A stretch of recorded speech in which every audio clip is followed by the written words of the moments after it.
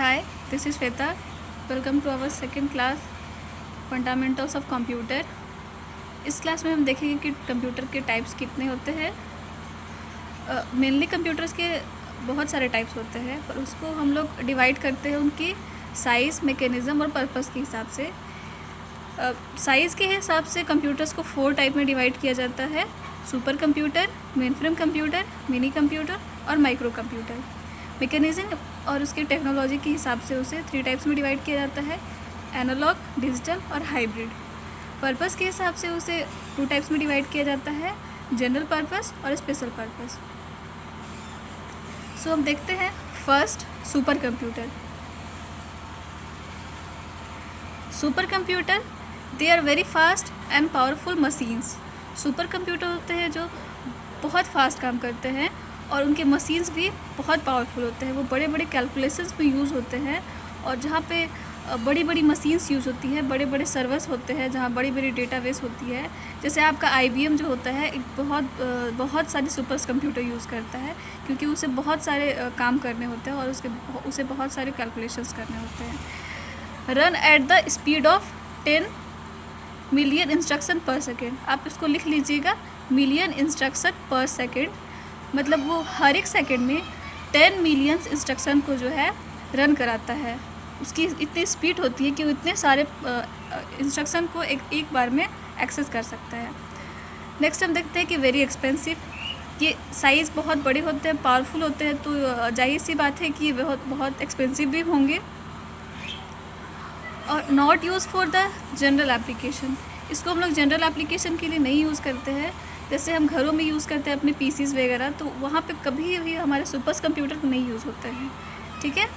और इसके एग्जांपल होते हैं ग्रे एंड CDC साइबर।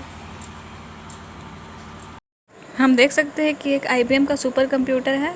ऐसे ही ढेर सारे सुपर कंप्यूटर जो होते हैं हर जगह यूज़ होते हैं, और सुपर कंप्यूटर का यूज़ जो होता है वो लार्ज और कॉम्प्लेक्स मैथमेटिकल सॉल्यूशन के लिए होता है। Thank you. अब हम देखते हैं mainframe computer. They are build for the general computing. इसको जो है सो जनरल कंप्यूटिंग के लिए यूज़ करते हैं। जनरल कंप्यूटिंग का मतलब होता है आपके कैलकुलेशंस ही होते हैं, आपके डेटा को ट्रांसफ़र और रिसीव करना ही होता है, लेकिन एक बिग अमाउंट में डेटा को ट्रांसफ़र, रिसीव करना, कैलकुलेट करना, कॉम्प्लेक्स एप्लीकेशन को सॉल्व करना आपके जनरल कंप्यूटिंग में ही आते हैं, ठीक है। Very fast and will process information at about 10 million instruction per second. ये भी बहुत फास्ट होते हैं और इन्फॉर्मेशन को बहुत ही स्पीड प्रोसेस कराते हैं। वेरी एक्सपेंसिव नेक्स्ट है, बहुत ही महंगे होते हैं क्योंकि इसमें बहुत सारी मशीन्स यूज़ हो रही हैं, ठीक है। Not easy found in a general design office. आपके जनरल डिज़ाइन ऑफिस में ये नहीं पाया जाता है। जैसे आपके कॉलेज हो गए, आपके यूनिवर्सिटी हो गए, कोई भी कंपनी हो गया, वहाँ पे ये ईजिली फाइंड नहीं होते हैं, ठीक है। एग्जाम्पल हो गया आपका एयरलाइन एंड रेलवे। एयरलाइन में आपका जहाँ पायलट बैठते हैं वहाँ पे आप देखेंगे कि बहुत सारे मशीन्स होते हैं। देखते हैं आप कैसे क्या ऑन कर रहा है, कौन सा स्विच दबा रहा है, तो वो कैसे हो रहा है। तो वहाँ पे जो होता है आपके एयरलाइंस में आपका मेनफ्रेम कंप्यूटर यूज़ होता है, ठीक है। आपके रेलवेज़ में भी आपको बहुत सारी डेटा कलेक्ट करनी होती है और उसको प्रोसेस करानी होती है। कौन सी ट्रेन जो है अभी आ रही है, कौन सी निकलेगी, कौन रुकेगी, कहाँ पे रुकेगी, ये सारे जो होते हैं थोड़े कॉम्प्लेक्स हो जाते हैं, ठीक है। देख सकते हैं कि ये एक मेनफ्रेम कंप्यूटर है। आपके मेनफ्रेम कंप्यूटर और सुपर कंप्यूटर में इतना ही अंतर है कि आपका सुपर कंप्यूटर जो होता है वो हाई कॉम्प्लेक्स मैथमेटिकल सॉल्यूशन करता है, और ये मेनफ्रेम कंप्यूटर होता है जो डेटाबेस और सर्वर को मैनेज करता है एज यूज़र्स की कितने यूज़र्स हैं उस डेटाबेस से अटैच हैं और उस सर्वर को यूज़ कर रहे हैं, ठीक है। नेक्स्ट हम देखते हैं मिनी कंप्यूटर, ठीक है। Mini computer they were develop in 1960 resulting from advance in microchip technology. जब आपकी माइक्रोचिप टेक्नोलॉजी आई, हम फर्दर जब देखेंगे कि ये जनरेशन ऑफ कंप्यूटर, तो वहाँ पे हम देखेंगे कि माइक्रोचिप्स ये सब क्या होती है। तो इसका जो ये जो है सो डेवलप कब हुआ, 1960 के अप्रॉक्स, ठीक है। और जब ये माइक्रोचिप्स टेक्नोलॉजी आने लगी तो मिनी कंप्यूटर का भी आना शुरू हो गया, ठीक है। Small and less expensive than mainframe computer. Small होती है और लेस एक्सपेंसिव होती है मेनफ्रेम कंप्यूटर के हिसाब से। ठीक है। स्मॉल होती है तो इसके साइजेस भी थोड़े छोटे हो जाते हैं, इसकी मेमोरी साइज़ भी थोड़ी छोटी हो जाती है और ये एक्सपेंसिव भी कम होता है, ठीक है। लेकिन ये काम सेम करते हैं, आपके सारे कॉम्प्लेक्स डेटा को हैंडल करेंगे, आपका रिसीव करेंगे, ट्रांसफ़र करेंगे, ठीक है। नेक्स्ट हम देखते हैं run at the several million instruction per second can support 5 to 20 users. इसमें आपके जो होते हैं आपके यूज़र्स भी बहुत होते हैं, मल्टी यूज़र होते हैं, ठीक है। आपके मेन फ्रेम में जो था कि यहाँ पे आपके बहुत सारे यूज़र काम कर सकते हैं। एक मेन फ्रेम कंप्यूटर्स में जो होता है बहुत सारे CPUs भी होते हैं, इसमें बहुत सारे CPUs हैं, बहुत सारी स्क्रीन होती है, बहुत सारी मॉनिटर्स हो सकती है, ठीक है। लेकिन आपके मिनी कंप्यूटर में जो होता है वो 50 to 20 यूज़र्स ही हो सकते हैं और इसके कॉस्ट लो होते हैं एंड हाई परफॉर्मेंस होते हैं as compare to main frame computer. Main frame computer की प्राइसेस जो है आपके बिलियंस में हो जाएंगे, ठीक है। लेकिन आपके मिनी कंप्यूटर के जो प्राइसेस होते हैं वो लो होती है, आपके 1 लाख 2 लाख के अप्रॉक्स आपको मिल जाएंगे, ठीक है। हाई परफॉर्मेंस भी देते हैं ये, ठीक है। अब हम आगे बढ़ते हैं। आप देख सकते हैं कि एक मिनी कंप्यूटर है जिस पे एक बार में 5 to 20 यूज़र्स बैठ सकते हैं। अब हम नेक्स्ट देखते हैं dedicated data processing work station. मतलब आप जिस भी काम के लिए कर रहे हैं उसका यूज़ उस पर वो डेडिकेटेड होता है। आप जो भी काम कर रहे हैं आपने अपने कंप्यूटर में वो वही काम करते रहेगा और वही डेटा प्रोसेस करते रहेगा, ठीक है। पूरा डेडिकेटेड होता है, ठीक है। नेक्स्ट हम देखते हैं advance in technology have improve micro computer capacity resulting in the explosive growth of the personal computer in industry. मतलब इसके यूज़ जो होते हैं इसका जो टेक्नोलॉजी होता है बहुत एडवांस होता है और इम्प्रूव हो चुका है। माइक्रो कंप्यूटर की इसकी कैपेसिटी जो होती है ये बहुत ही अच्छी हो गई। इसके explosive growth of personal computer, इसका जो यूज़ होने लगा इंडस्ट्री में और पर्सनल यूज़ के लिए बहुत हाई हो गई, ठीक है। माइक्रो कंप्यूटर को फिर हम फर्दर देखते हैं 3 टाइप्स में डिवाइड करते हैं। इसके और भी टाइप्स हो सकते हैं, ठीक है। आपके बहुत सारे टाइप्स होते हैं, जैसे यहाँ पे डेस्कटॉप है, लैपटॉप है और लैपटॉप हो। डेस्कटॉप तो आप जानते हैं जिसमें आपके मॉनिटर होते हैं, माउस होते हैं, CPUs होते हैं, ठीक है। आपके लैपटॉप से आप जानते हैं, ठीक है। आपके लैपटॉप जो होते हैं आप देख सकते हैं कि ये लैपटॉप है, ये भी एक तरह का माइक्रो कंप्यूटर होता है। इसमें आप छोटी छोटी कैलकुलेशंस होती हैं। आप जब माइक्रो प्रोसेसर पढ़ेंगे तो आप देखेंगे कि लैपटॉप का यूज़ होता है वहाँ पे, ठीक है। बेस्ड ऑन द मैकेनिज़्म और टेक्नोलॉजी, मतलब उसके मैकेनिज़्म वो कैसे काम करता है उसके बेसिस पे हम इसे 3 टाइप्स में डिवाइड करते हैं। आपके एनालॉग होते हैं, फर्स्ट होते हैं आपके, फिर सेकंड डिजिटल होते हैं और फिर थर्ड होते हैं हाइब्रिड, ठीक है। तो एनालॉग में हम देखते हैं the word analog means continuously changeable in quantity, ठीक है। कंटिन्यू आपके जो डेटाज होते हैं उनके चेंज होते रहे, ठीक है। आपके जो आउटपुट दिखेंगे वो चेंज होते रहते हैं। जैसे कि ये आपका जो होता है ये कंटिन्यूअस चेंज होता है। यहाँ पे आपके 0 है तो यहाँ 1 हो जाता है, फिर 0.1 0.2 समथिंग होते जाता है। तो ये कंटिन्यूअस बढ़ रहे हैं, घट रहे, बढ़ रहे, घट रहे और इसी फॉर्म में जो होता है डेटा ट्रांसफ़र होता है, ठीक है। तो इन्हें हम एनालॉग कंप्यूटर कहते हैं जो एनालॉग सिग्नल्स को यूज़ करते हैं, ठीक है।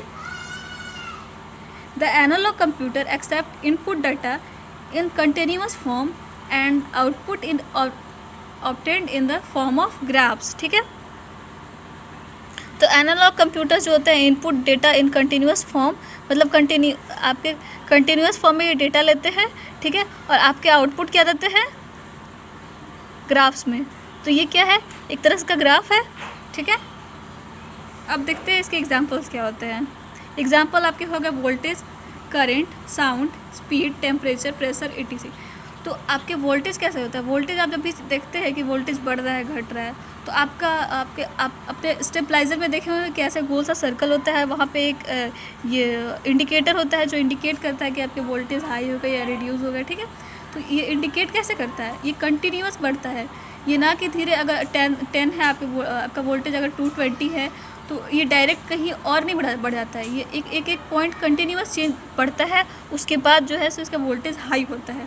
आपके करंट भी वैसे ही बढ़ते हैं, 1 करके चेंज होते हैं, ठीक है। आपके साउंड भी वैसे बढ़ते हैं, स्पीड भी वैसे ही बढ़ेगा, टेम्परेचर भी वैसे ही होगा, ठीक है। The analog computer are use to measure a continuous value. Analog computer जो होता है कंटिन्यूअस वैल्यू को मेजर करने का काम करता है। मैंने पहले ही बताया है कि ये कंटिन्यूअसली चेंज होते हैं और कंटिन्यूअस वैल्यू देते हैं, ठीक है। आपके एग्जांपल होगा थर्मोमीटर। थर्मोमीटर में जो होता है आप देखते हैं कि एक थर्मोमीटर होता है, जैसे ये थर्मोमीटर हो गया आपके, तो यहाँ पर जो मरकरी होता है उसकी साइज वो धीरे धीरे धीरे धीरे इधर बढ़ता है, ठीक है। रेड कलर की मरकरी होती है, आप रेड जैसा इंडिकेट करता है, दैट मीन्स ये धीरे धीरे बढ़ती है और आप पता लगाते हैं कि टेम्परेचर कितना हो रहा है। यहाँ पे आपके टेम्परेचर जो होता है लिखे हुए होते हैं, ठीक है, इससे आप पता लगाते हैं। तो यहाँ पे क्या होता है, टेम्परेचर जो होता है धीरे धीरे बढ़ता है, ना कि आपका टेम्परेचर जैसे 98 है तो ये 99 100 नहीं हो सकता है। 100 कब होगा, ये आपके हाइब्रिड कंप्यूटर में होता है जो डायरेक्ट बढ़ जाता है, या फिर डिजिटल कंप्यूटर में आपका होता है जो डायरेक्ट बढ़ता है। 98 होगा तो 98.1 98.2 ऐसे ऐसे आपका इंक्रीज़ होगा, ठीक है। नेक्स्ट है आपका digital computer. The word digital means separate, ठीक है। डिजिटल का मतलब होता है separate. It refers to a binary system which consist of only 2 digit, that is 0 and 1। तो डिजिटल का मतलब होता है सेपरेट करना, ठीक है। आपको ये सेपरेट करता है, ठीक है, जैसे बताऊंगी मैं अभी कि कैसे ये काम करता है। It refers to a binary system, ये बाइनरी सिस्टम यूज़ करता है which consist of only 2 digit, ये 0 और 1 सिर्फ यूज़ करता है। हाँ, तो अब देखते हैं कि कैसे सिग्नल्स यूज़ करते हैं। आपका इस तरह का जो सिग्नल्स होता है ये आपके डिजिटल कंप्यूटर का जो है डिजिटल सिग्नल है। ये 0 होता है, ये 1 होता है, ये सेपरेट है।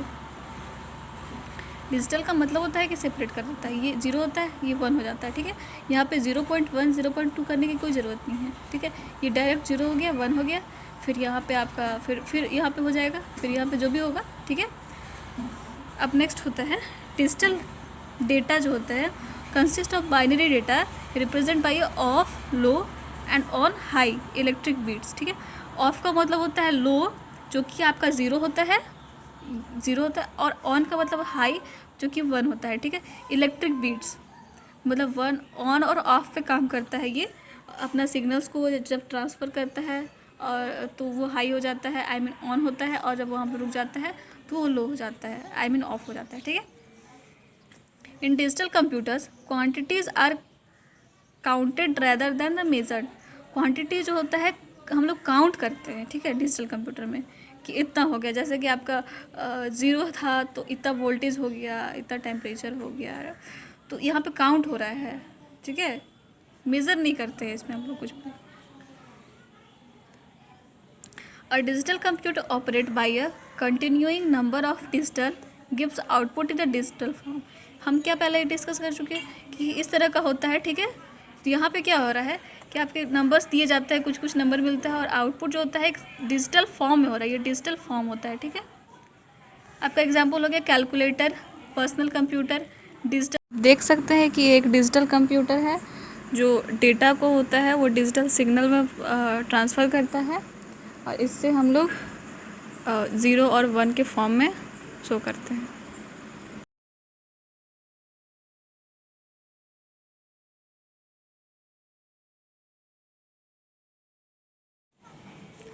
Hybrid computer, they combine the features of both analog and digital. यहाँ पे हम दोनों का यूज़ करते हैं।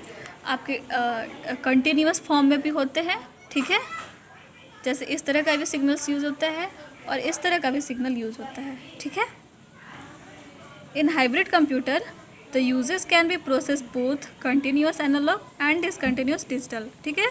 तो ये हमने पहले ही बता दिया कि एनालॉग जो होता है जो कंटिन्यूअस यूज़ करता है और डिसकंटिन्यूअस मतलब डिजिटल यूज़ होता है, ठीक है। They are the special purpose computer, ठीक है, ये स्पेशल पर्पस के लिए होते हैं।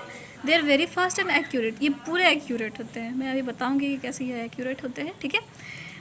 These are use in the scientific field, ये साइंटिफिक फील्ड में यूज़ होता है, आपके रिसर्च वगैरह में यूज़ होते हैं और आपके हॉस्पिटल्स पे यूज़ होते हैं। साइंटिफिक फील्ड में आपका यूज़ होता है जहाँ पे आपको कुछ फाइंड करना होता है, वर्ल्ड इलेक्ट्रिक ये डबल ई वाले समझेंगे कि किस तरह से वो डिजिटल हाइब्रिड और डिजिटल दोनों, अरे एनालॉग डिजिटल दोनों का यूज़ करते हैं। आपके वोल्टेज ये सब मेज़र करते हैं तो वो लोग देखते हैं, ठीक है। एग्जाम्पल देखते हैं हम हॉस्पिटल में जब हम पेशेंट का हार्ट रेट देखते हैं, उसकी पल्स रेट देखते हैं, तो वहाँ पे जो है आपको ये कंटिन्यूअस कैसे पल्स इंक्रीज़ या डिक्रीज़ हो रही है, हार्ट कैसे इंक्रीज़ और डिक्रीज़ हो रही है, उसके ऑक्सीजन लेवल कितना हाई और लो हो रहा है, तो वहाँ पर जो होती है हमें एक साथ बहुत सारी चीज़ें मेज़र करनी होती है। तो वहाँ पे जो होता है हाइब्रिड कंप्यूटर का यूज़ होता है। ठीक है, पर्पस के हिसाब से हम कंप्यूटर्स को 2 टाइप में डिवाइड करते हैं, स्पेशल पर्पस कंप्यूटर और जनरल पर्पस कंप्यूटर। ठीक है, तो हम देखेंगे कि स्पेशल पर्पस कंप्यूटर में क्या होता है।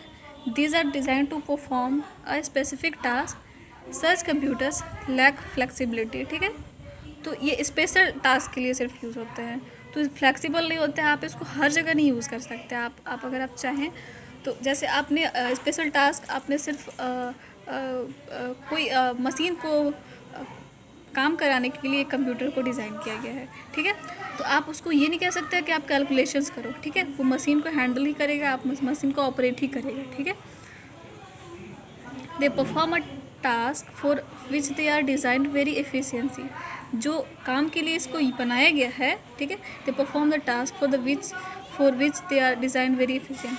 तो जिस काम के लिए इसको बनाया गया है वो उसमें बहुत इफेक्टिव होता है, पूरी तरह से एफिशिएंसी देता है उसको, उस काम को पूरी अच्छी तरह से करता है। ठीक है, एग्जाम्पल है आपका एयर कंट्रोल सिस्टम। आपके एयर कंट्रोल सिस्टम के लिए अगर बनाया गया है तो वो सिर्फ एयर कंट्रोल ही करेगा। ठीक है, और उसको इतनी बेहतर तरीके से करेगा जैसा कोई और सिस्टम काम नहीं कर सकता है, और उसको स्पेशल पर्पस के लिए बनाया गया है कंट्रोल करने के लिए, तो कंट्रोल ही करेगा। ठीक है, आपका मिसाइल गाइडेंस सिस्टम, आप जब कोई भी मिसाइल बनता है तो वहाँ पे जो सिस्टम का यूज़ होता है मिसाइल को गाइड करने के लिए, आपके मिसाइल्स में जो अंदर तो कुछ कंप्यूटर्स तो होंगे ही जो सब कुछ काम कर रहा है वहाँ पे, तो मिसाइल्स जो होता है मिसाइल गाइडेंस सिस्टम, वहाँ पे जो है आपका स्पेशल पर्पस कंप्यूटर होता है। हर एक मशीन्स के लिए, हर एक जो डिफरेंट टाइप के इस टाइप के यूज़ होते हैं, तो वहाँ पे आपके स्पेशल पर्पस कंप्यूटर बनते ही हैं। ठीक है, जनरल पर्पस कंप्यूटर में जो होता है, general purpose computer is a one that can be use for the variety of application. General purpose computer one that can be use for a variety of application. General purpose computer जो होते हैं वो आपके variety of application use करते हैं, जैसे email को लिखना, ईमेल ट्रांसफ़र करना, आपके डॉक्यूमेंट रेडी करना, आपके किसी से चैटिंग करना, या कुछ भी चीज़ हो सकता है। आप जो भी काम करना चाहते हैं, आप जो भी कंप्यूटर के थ्रू कर रहे हैं, आजकल जो भी जिस सिस्टम के थ्रू आप देखते हैं, वीडियोस देखते हैं, आप मैसेज लेते हैं, आप फ़ोटोज़ लेते हैं, तो इस तरह के जो भी काम आप कर रहे हैं ये जनरल पर्पस कंप्यूटर में ही आते हैं। ठीक है, it creatively enable execution of performance of almost any time. मतलब ये जो होता है आप इसको कभी भी यूज़ कर सकते हैं। ठीक है, इस प्रोग्राम को कभी भी एग्जीक्यूट कर सकते हैं, और ऑलमोस्ट एनी टाइम, कोई भी टाइम में आप कर सकते हैं। This are used in the business application. ठीक है, ये बिजनेस एप्लीकेशन में आपके यूज़ होते हैं। आप जो अपने हाथ में लेके घूम रहे हैं, आपके जनरल पर्पस कंप्यूटर ही कहलाते हैं। ठीक है, तो हमने क्या देखा, है टाइप्स ऑफ कंप्यूटर, उनके सारे टाइप्स देखे, 3 टाइप्स कैसे कैसे काम करते हैं, उसकी उसके जितने भी साइज़ के हिसाब से जो भी थे वो उसको हमने देखा, इसके मैकेनिज़्म के हिसाब से देखा, इसको देखा। ठीक है, तो हमने सारा टाइप्स ऑफ कंप्यूटर को बढ़िया से एक्सप्लेन कर लिए है। अगर आप कोई भी डाउट हो तो आप कमेंट बॉक्स में लिख सकते हैं, अगर आपको किसी भी तरह का डाउट हो।